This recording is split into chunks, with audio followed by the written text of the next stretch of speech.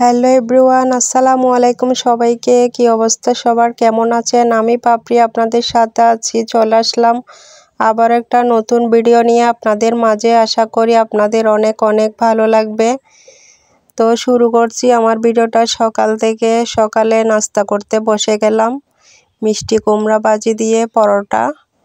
তো পরোটা দিয়ে মিষ্টি কুমড়া ভাজি খেয়ে নিচ্ছি বসে বসে। আসলে আমার ভীষণ পছন্দের জিনিস মিষ্টি কুমড়া সবজিটা, আমার ভীষণ ভালো লাগে। এই সবজিটা যেদিন বাসায় রান্না করা হয় আমি রুটি পরোটার সাথে খেয়ে থাকি, অনেক ভালো লাগে।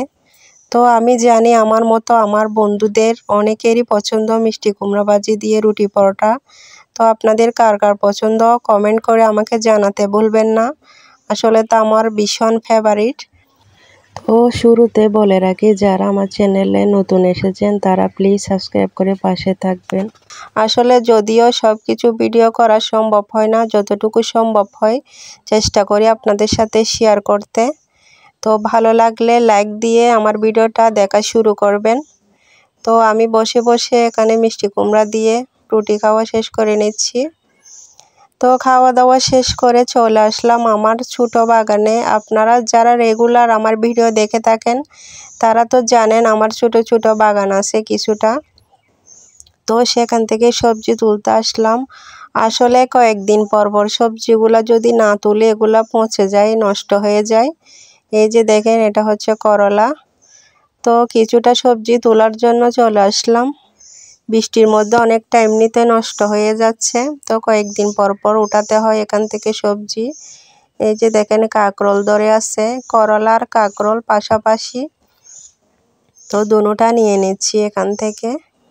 দেখেন মাশাল্লাহ ভালোই লাগতেছে দেখে, এগুলা খাওয়ার উপযুক্ত হয়েছে।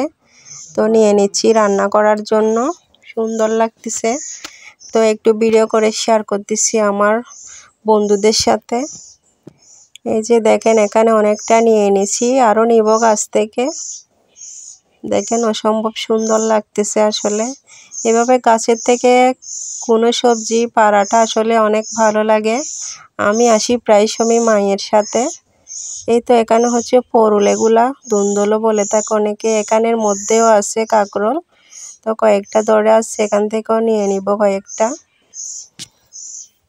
আসলে কষ্ট ছাড়া কোনো কিছু হয় না, এগুলোর জন্য অনেক পরিশ্রম করতে হয়। তো কষ্ট করলে আসলে সুখ পাওয়া যায়, এরকম সবজির আশা করা যায়। আপনারাও চাইলে লাগাতে পারেন শাক সবজি ছাড়া, ভালো হবে আসলে, ঘরের চাহিদা মিটে।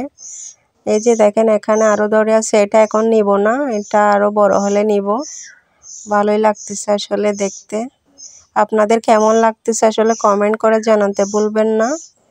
এই যে বাসায় নিয়ে আসলাম কাঁকরোল আর করলা। তো এগুলা বাসায় নিয়ে আসলাম, রান্না হবে এগুলা। তো আমার ভিডিওটা এতটুকু। যদি আপনাদের ভালো লেগে থাকে লাইক দিয়ে আমার সাথে থাকবেন।